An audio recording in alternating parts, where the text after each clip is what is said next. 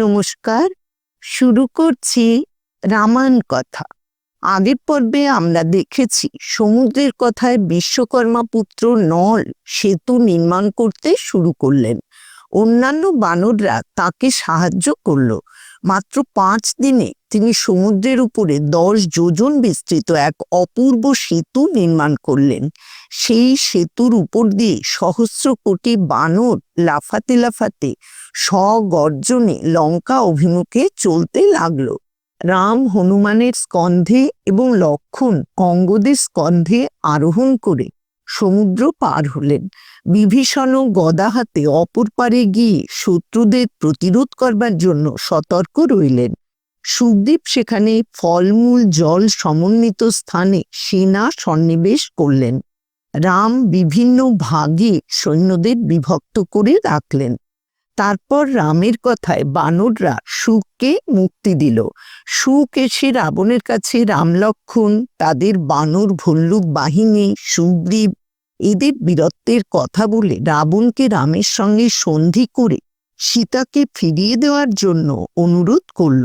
রাবণ ক্রুদ্ধ হয়ে সীতাকে কিছুতেই ফেরত দেব না বললেন। এবারে রাবণের কথায় সুখ ও সারণ বানরের রূপ ধরে বানর সৈন্যদের সঙ্গে মিশে গেলেন। বিভীষণ তাদের ধরে ফেললেন। রাম তবুও তাদের না মেরে ছেড়ে দিলেন। তারা এসে রাবণকে আবারও সন্ধি করবার জন্য অনুরোধ করল, কিন্তু রাবণ তাতে কর্ণপাত তো করলেনই না, উল্টে তাদের তিরস্কার করলেন। আবারও রাবণ শার্দূল ও তার সঙ্গীদের রামের গোপন খবর আনবার জন্য পাঠালেন। বিভীষণ এবারেও তাদের ধরে ফেললেন। বানররা তাদের ধরে মারতে মারতে রামের কাছে নিয়ে এলো, কিন্তু রাম তাদেরও মুক্তি দিলেন। তারা রাবণের কাছে এসে তাদের নিগ্রহের কথা জানালো। আজকে এর পর থেকে আমরা পাঠ শুরু করব। রামের মায়া মুণ্ড। রাবণ উদ্বিগ্ন হয়ে মন্ত্রীদের সঙ্গে কিছুকাল পরামর্শ করলেন। তারপর স্বভবনে গিয়ে বিদ্যুৎজিহ্ব নামক মায়াবী রাক্ষসকে ডেকে আনালেন। রাবণ তাকে বললেন, তুমি মায়া বলে রামের মুণ্ড এবং বৃহৎ ধনুর্বাণ প্রস্তুত করে নিয়ে এসো। বিদ্যুৎজিহ্ব আজ্ঞা পালন করলে রাবণ প্রীত হয়ে তাকে ভূষণ পুরস্কার দিলেন। তারপর তিনি অশোক বনে গিয়ে দেখলেন সীতা অধোমুখে শোকমগ্ন হয়ে বসে আছেন। রাক্ষসীরা তাকে ঘিরে রয়েছে। রাবণ বললেন, সীতা, আমি তোমাকে তুষ্ট করবার চেষ্টা করেছি, কিন্তু তুমি আমার অবমাননা করেছ। যার উপর তোমার নির্ভর সেই খরহন্তা রাম যুদ্ধে নিহত হয়েছে। তোমার মূল উচ্ছিন্ন হয়েছে, দর্প দূর হয়েছে। এখন আমার ভার্যা হও। তোমার স্বামীর বধের বৃত্তান্ত শোনো।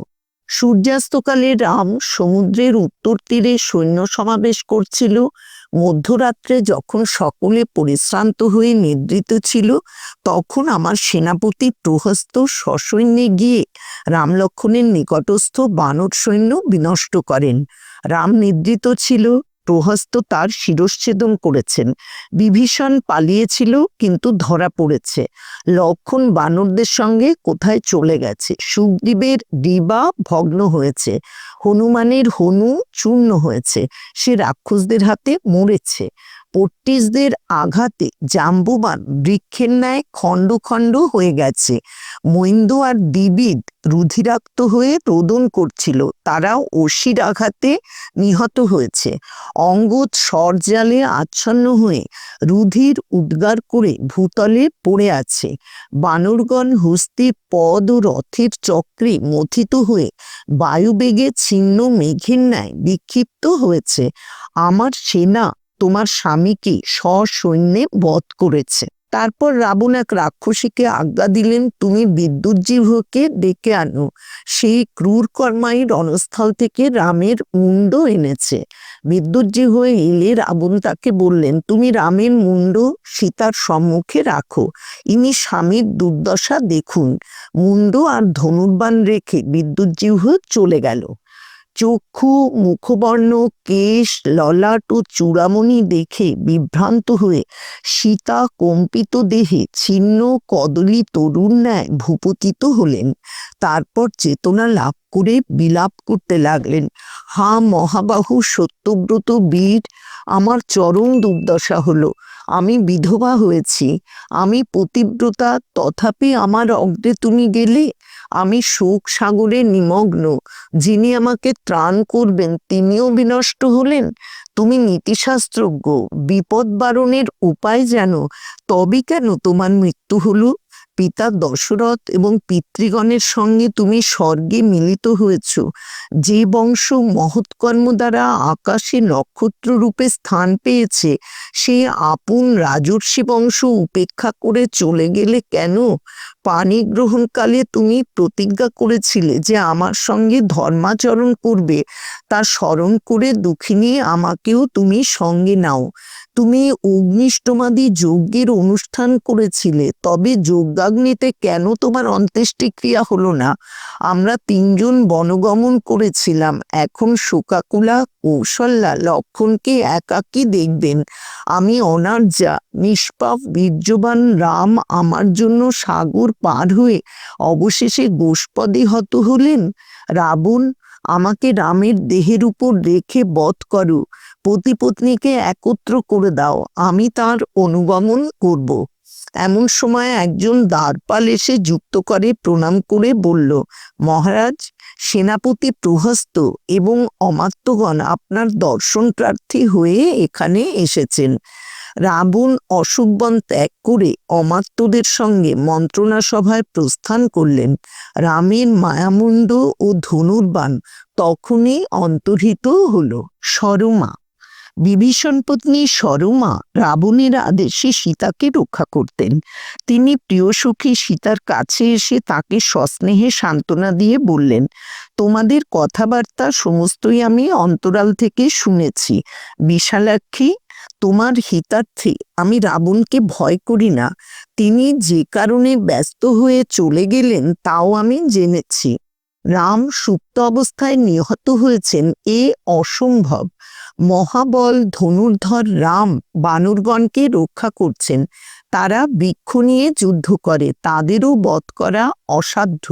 দুর্মতি রাবণ মায়া প্রভাবে তোমাকে বিমোহিত করেছে। তোমার শোক বিগত এবং সর্বকল্যাণ উপস্থিত হয়েছে। তোমাকে শুভ সমাচার দিচ্ছি, শোনো। রাম বানর সেনা সহ সমুদ্রের দক্ষিণ তীরে এসেছেন। রাবণের দূতরা এই সংবাদ এনেছে, সেই কারণেই তিনি সচিবদের সঙ্গে মন্ত্রণা করতে চলে গেছেন। ওই শোনো, মেঘ গর্জনের ন্যায় ভেরি রব হচ্ছে। ওই দেখো, মত্ত মাতঙ্গ সজ্জিত এবং রথে অশ্ব যোজিত হচ্ছে। বহু সহস্র অশ্বারোহী প্রাশস্তে উপস্থিত হয়েছে। অদ্ভুত দর্শন সৈন্যে রাজমার্গ পূর্ণ হয়েছে। এখন ভাগ্যশ্রী তোমার উপর প্রসন্ন। রাক্ষসদের ভয় উপস্থিত। তোমার ভর্তা কমলপত্রাক্ষ রাম সমরে বিজয়ী হয়ে রাবণকে বধ করে তোমার সঙ্গে মিলিত হবেন। দেবী, আমি শীঘ্রই দেখব তুমি রামের ক্রোড়ে বসে তার বক্ষে অশ্রু বিসর্জন করছো। তিনি তোমার নিতম্ব স্পর্শী এক বেনি বহু মাস পরে উন্মুক্ত করে দিচ্ছেন। তাপদগ্ধ ধরণী যেমন জলধারাপাতে তৃপ্ত হয়, সরমার কথায় সীতা সেইরূপ হৃষ্ট হলেন। সরমা তাকে স্মিত মুখে বললেন, আমি প্রচ্ছন্নভাবে রামের কাছে গিয়ে তোমার কুশল জানিয়ে আবার ফিরে আসতে পারি। আমি যখন আকাশমার্গে যাব তখন পবন বা গরুড়ও আমাকে অনুসরণ করতে পারবেন না। সীতা বললেন, তুমি সর্বত্র যেতে পারো তা জানি, কিন্তু যদি আমার প্রিয় কার্য করতে চাও তবে রাবণ কি করছেন, কি বলছেন তা জেনে এসো। সীতার অশ্রুসিক্ত মুখ মুছিয়ে দিয়ে সরমা তখনই প্রস্থান করলেন এবং কিছুকাল পরে ফিরে এসে বললেন, বৈদেহী, রাক্ষসরাজের জননী এবং হিতাকাঙ্ক্ষী বৃদ্ধ মন্ত্রীগণ রাবণকে বলছেন, সীতাকে সসম্মানে রামের হস্তে প্রত্যর্পণ করো। জনস্থানের ব্যাপারে রামের শক্তির প্রচুর পরিচয় পাওয়া গেছে। হনুমান সমুদ্র লঙ্ঘন, সীতা দর্শন ও রাক্ষস বধ করেছে। এ প্রকার বিপক্ষকে যুদ্ধে কে বধ করতে পারে? কিন্তু রাবণ এই উপদেশ শুনলেন না। কৃপণ যেমন অর্থ ত্যাগ করতে চায় না, তিনিও সেইরূপ তোমাকে মুক্তি দেবেন না। দুর্বুদ্ধির বশে তিনি সবান্ধবে নিহত হবেন, কিন্তু ভয় পেয়ে তোমাকে ছাড়বেন না। রাবণকে যুদ্ধে বধ করে রাম তোমাকে অযোধ্যায় নিয়ে যাবেন। এমন সময় ভেরি ও শঙ্খের নিনাদ শোনা গেল। লঙ্কায় আগত রাম সেনার গর্জনে পৃথিবী যেন কম্পিত হতে লাগলো। আজকের মতো রামায়ণ কথা এখানেই শেষ করছি। ভগবান শ্রী রামচন্দ্রের কৃপা ও আশীর্বাদ আপনাদের সকলের উপর বর্ষিত হোক, এই কামনা করি।